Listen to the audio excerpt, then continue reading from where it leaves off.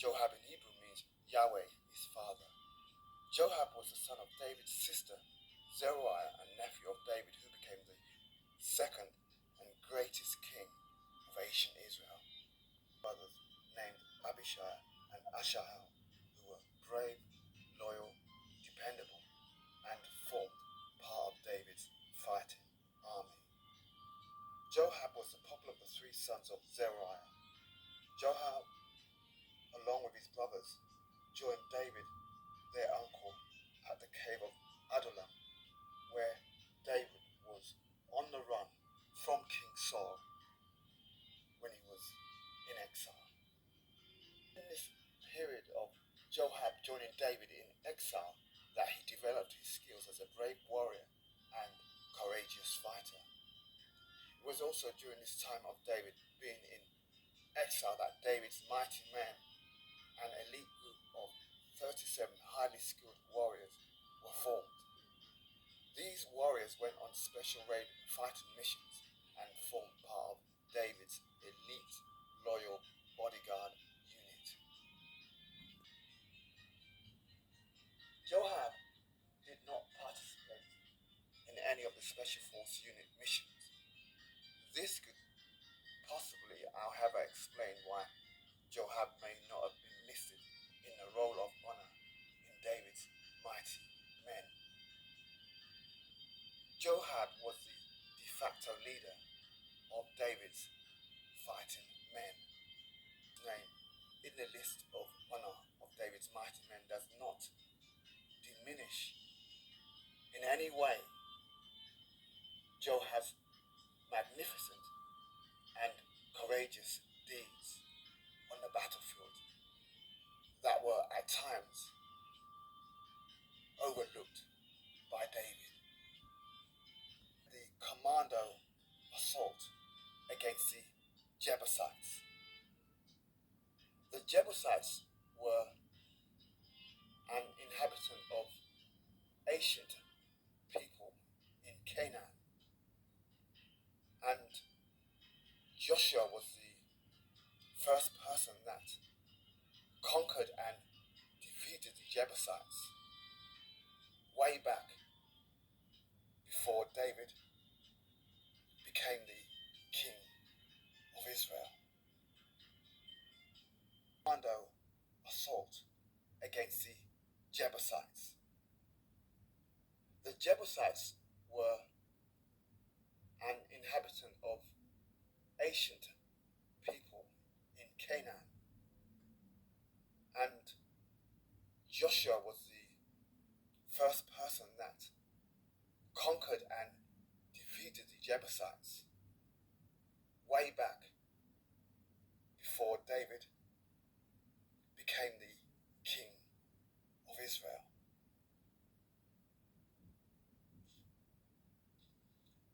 The Jebusites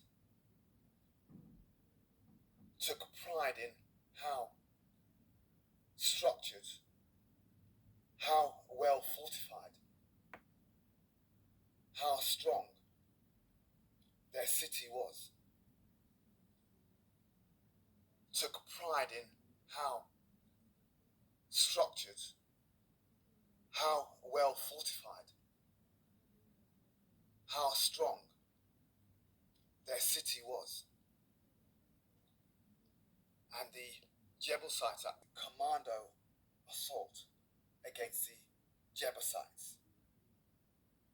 The Jebusites were an inhabitant of ancient people in Canaan, and Joshua was the first person that conquered and defeated the Jebusites way back before David became the king of Israel.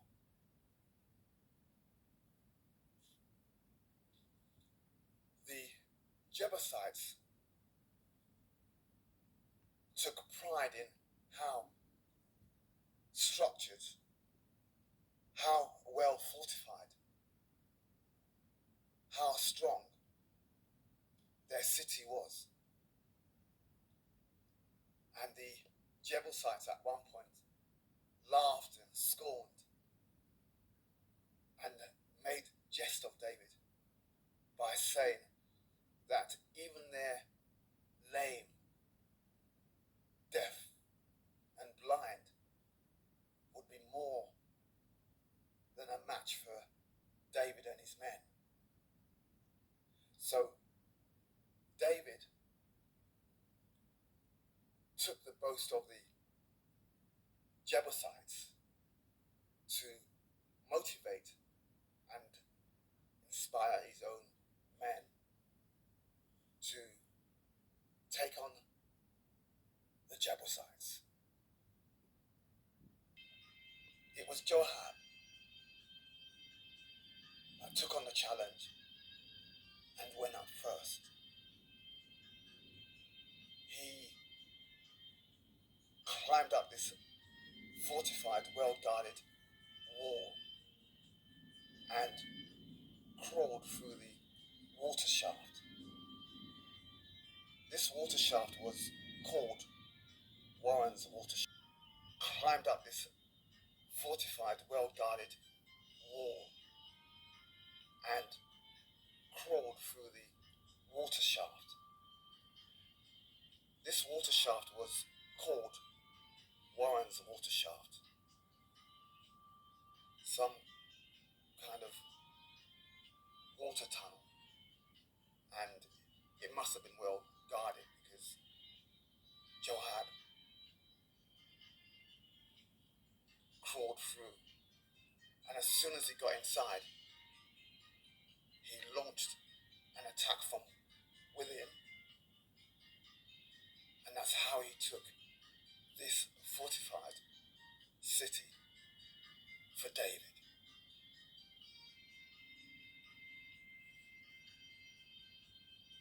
Joab also went on to accomplish further military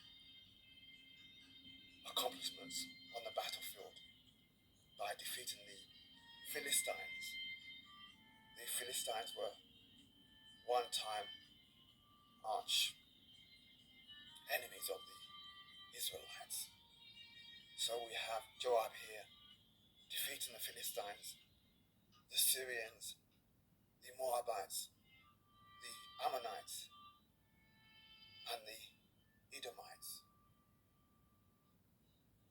Now under Joab as the commander-in-chief of David's army, he never lost a battle. So we can see how brave, courageous, and how indispensable Joab was to David in expanding the Davidic Empire during King David's reign.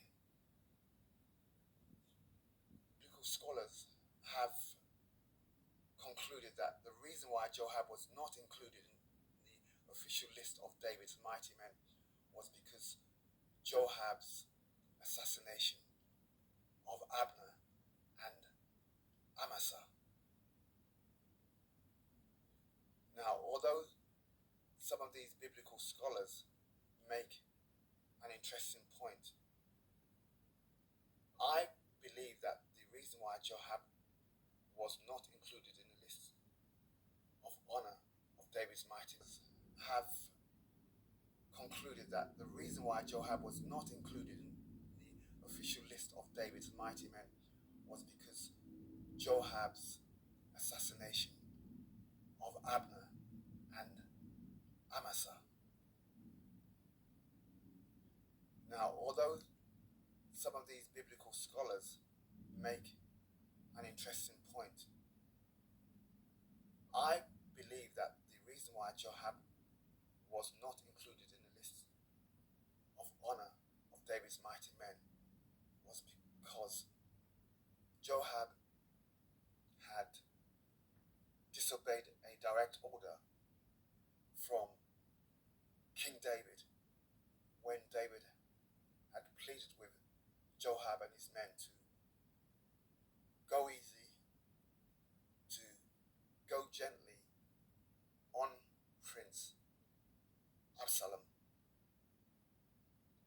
David's sake.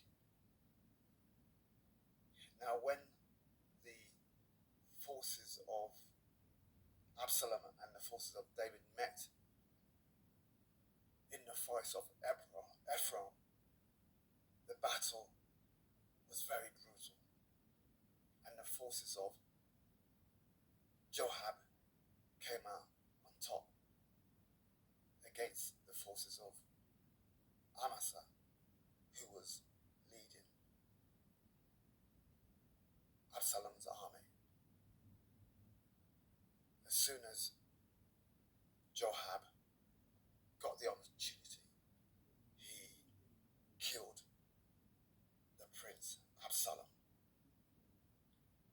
And the reason why Joab was not included in the official list of David's mighty men was because Joab's assassination of Abner and Amasa.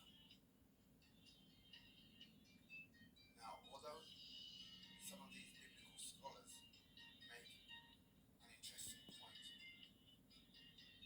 I believe that the reason why Joab was not included in the list of honor of David's mighty men was because Joab had disobeyed a direct order from King David when David had pleaded with Joab and his men to go easy, to go gently on Prince Absalom for David's sake. Now, when the forces of Absalom and the forces of David met in the forest of Ephron, the battle was very brutal, and the forces of Joab came out on top against the forces of Amasa, who was leading Absalom's army. As soon as Joab got the opportunity, he killed the prince Absalom. And when King David he mourned for days, weeks, and possibly months. So the day was turned into a day of sorrow, and Joab had to confront his uncle, King David, weeks and possibly months. So the day was turned into a day of sorrow, and Joab had to confront his uncle, King David, by telling him that Joab's own soldiers were deflated,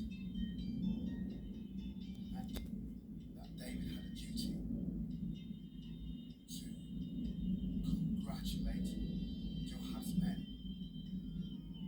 for them saving David's life, them saving David's wives, David's concubines, and the rest of his children.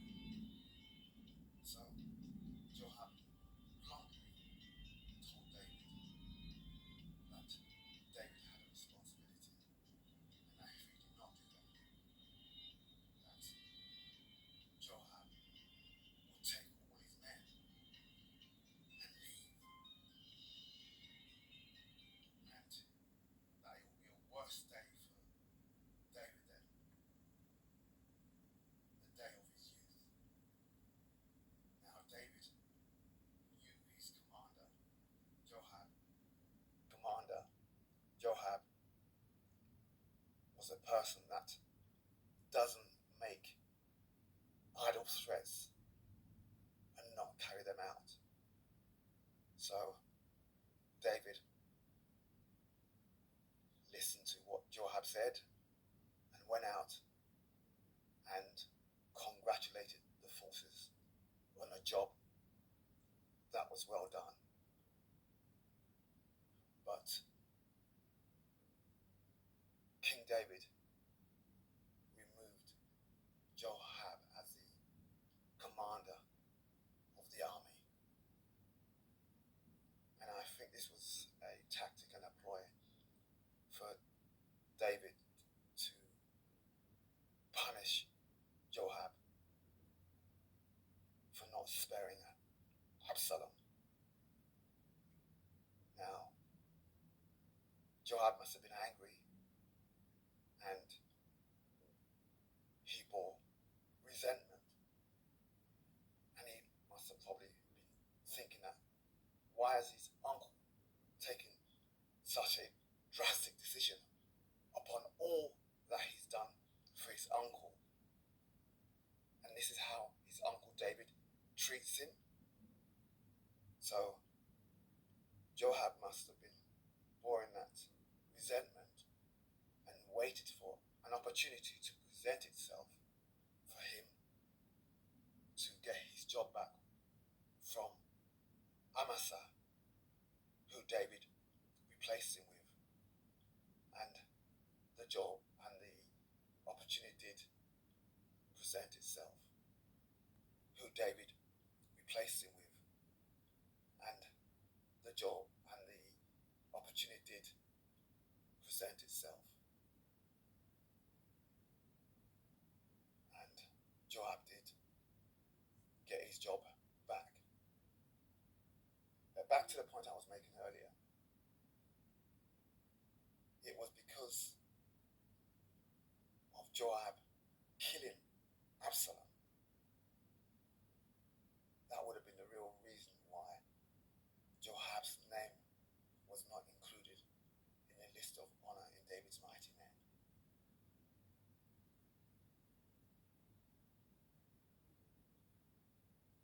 Unknown to Joab,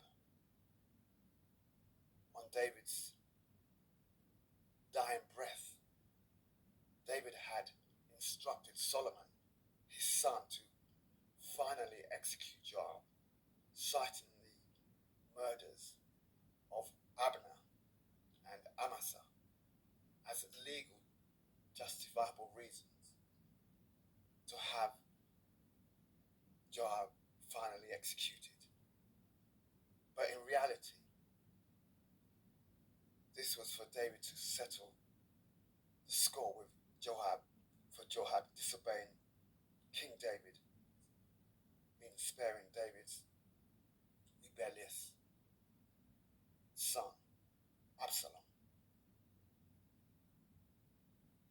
Actions, he fled to the altar of God for a sanctuary when he heard that Solomon ordered him to be executed by Benaniah. Now, Benaniah was another one of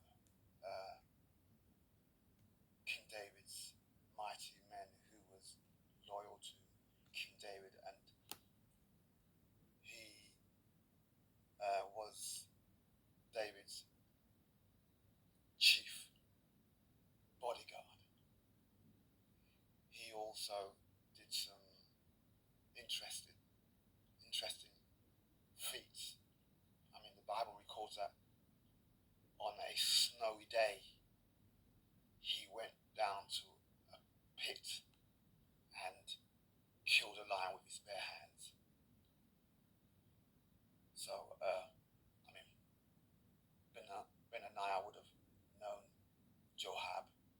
He would have known Joab as obviously being the commander in chief, and even last actions, he fled to the altar of God for a sanctuary when he heard that Solomon ordered him to be executed by Benaniah. Now, Benaniah was another one of King David's mighty men who was loyal to King David, and was David's chief bodyguard. He also did some interesting feats. I mean, the Bible records that on a snowy day, he went down to a pit and killed a lion with his bare hands. So, I mean, Benaniah would have known Joab. He would have known Joab as obviously being the commander in chief, and even though he was given that assignment, he may have been sad. But anyway, Benaiah carried out Solomon's instructions and ordered Joab to come out from the altar of God. But Joab refused. So Benaniah had to go back to the king and tell King Solomon that Joab refused to come out from the altar of God, and that Joab preferred to die at the altar of God. So I carried out Solomon's instructions and ordered Joab to come out from the altar of God. But Joab refused. So Benaniah had to go back to the king and tell King Solomon that Joab refused to come out from the altar of God, and that Joab preferred to die at the altar of God. So Solomon obliged that. Wow, what a man. Joab chooses where he wants to die. So Joab refused to leave, preferring to be executed in the presence of his ultimate judge and maker, the God of Israel. Now, just to summarize and tie up a few things, Joab was not perfect. He definitely had his flaws, but he was definitely a person who was dependable, loyal, and was pretty much almost there with David to the end. He was with David through some of David's darkest moments. He did anything for David, but at times David just didn't appreciate that. But nevertheless, Joab was one of the greatest ever commander-in-chief of ancient Israel, and it's impossible to sum up David's military achievements on the battlefield without mentioning Joab. One of the greatest ever commander-in-chief of ancient Israel, and it's impossible to sum up David's military achievements on the battlefield without mentioning Joab. But Joab also had some admirable qualities which are not always mentioned. People go off and think that Joab is this bloodthirst-sucking individual who is always out for blood. But I differ to agree with that, because Joab did have some admirable qualities.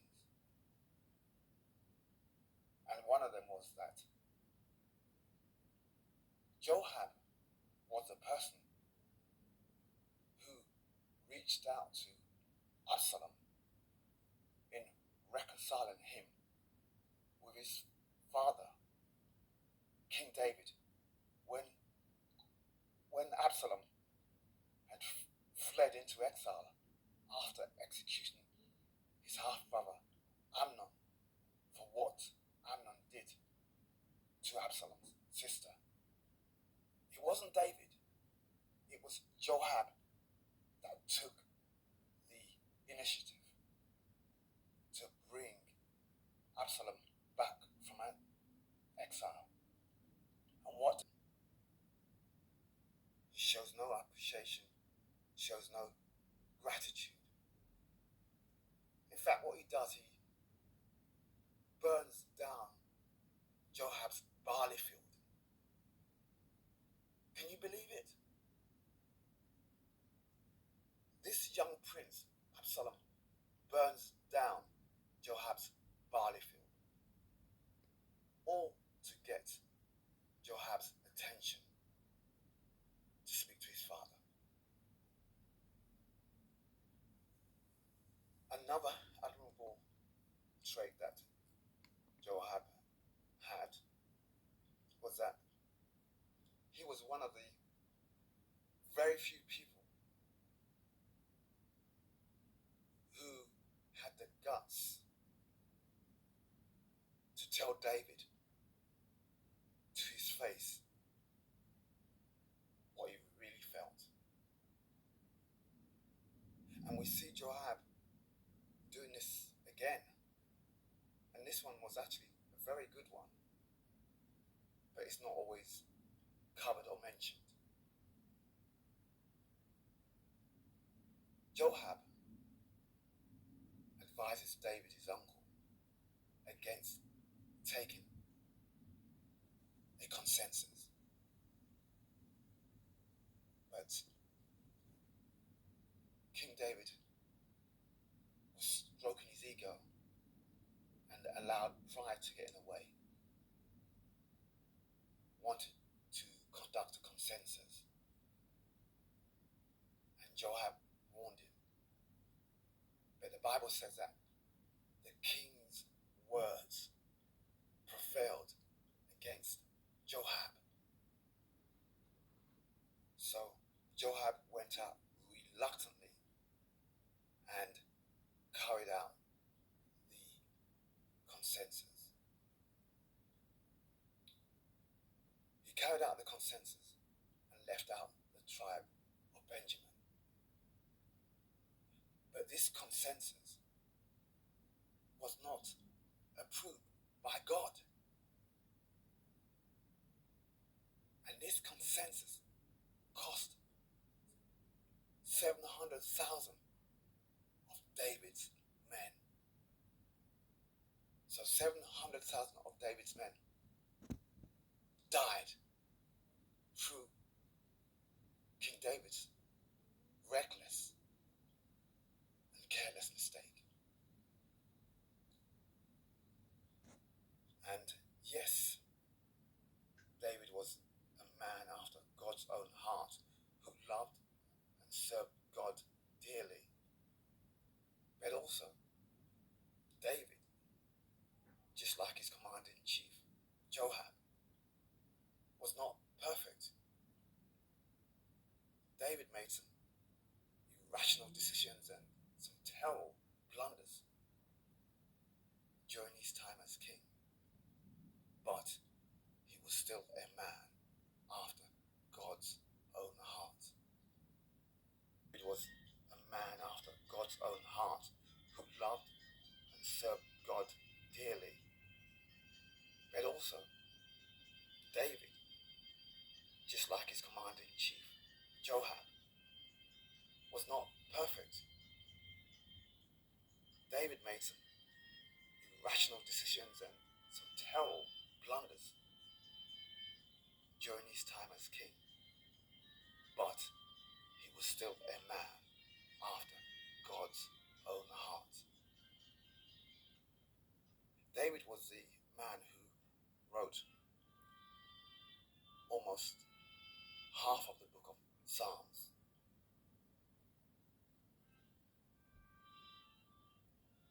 David, a man after God's own heart, loved, worshipped, and obeyed God. But this was David who also killed Uriah. And Uriah was one of David's mighty men. So David kills Uriah, takes his wife, Bathsheba, to become his wife. But God does not allow David to get away with this sinful act. He loved, worshipped, and obeyed God. But this was David who also killed Uriah. And Uriah was one of David's mighty men. So David kills Uriah, takes his wife, Bathsheba, to become his wife. But God does not allow David to get away with this sinful act. And yes, when the prophet Nathan, who was sent by God to correct David of his ways, Prophet Nathan tells this wonderful parable about two men.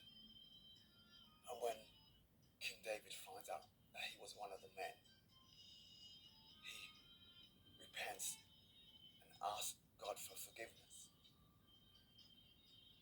But because of the consequences of what David did,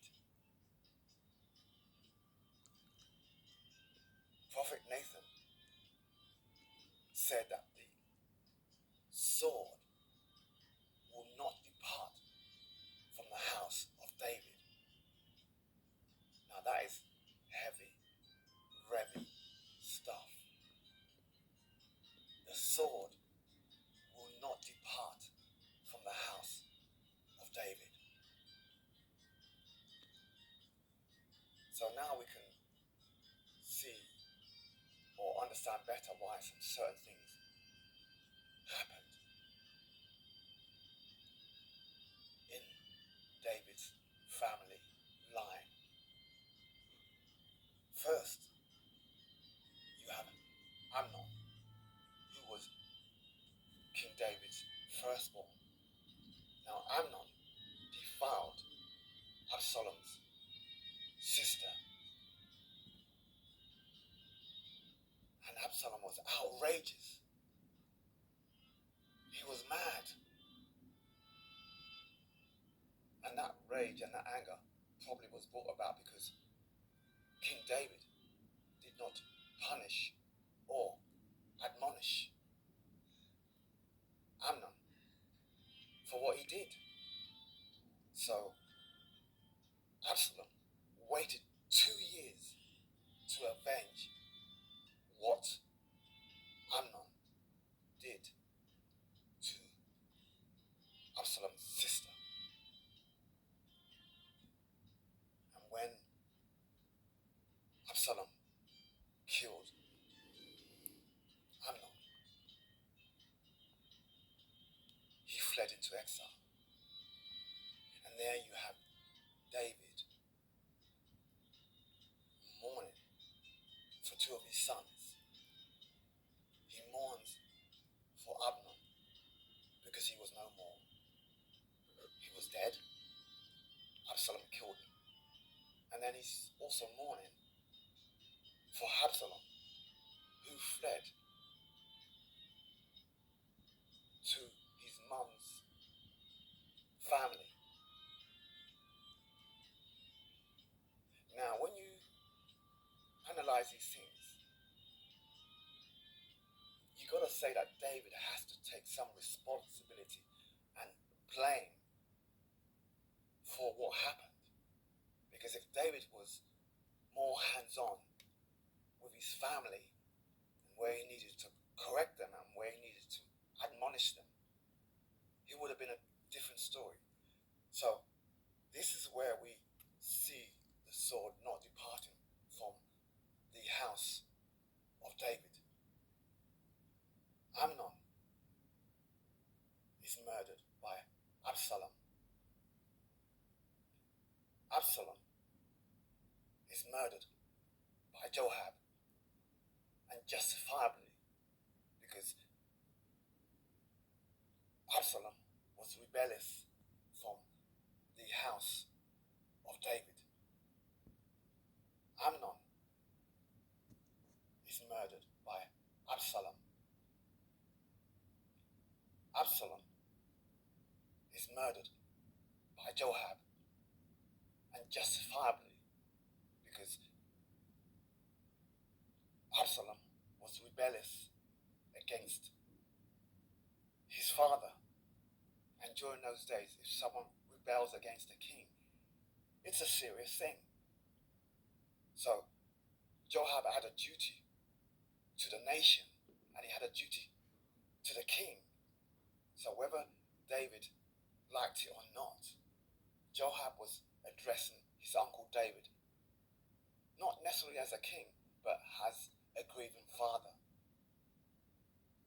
And Joab pointed it out. So you have Amnon murdered by Absalom, and then you have Absalom murdered by Joab, and you have Solomon murdering his brother Adonijah. So you can see the cycle there. So that's what it probably means by what Nathan said, that the sword will not depart from the house of David. So these killings in succession have a meaning, have a spiritual as well as a political meaning. So there you have it.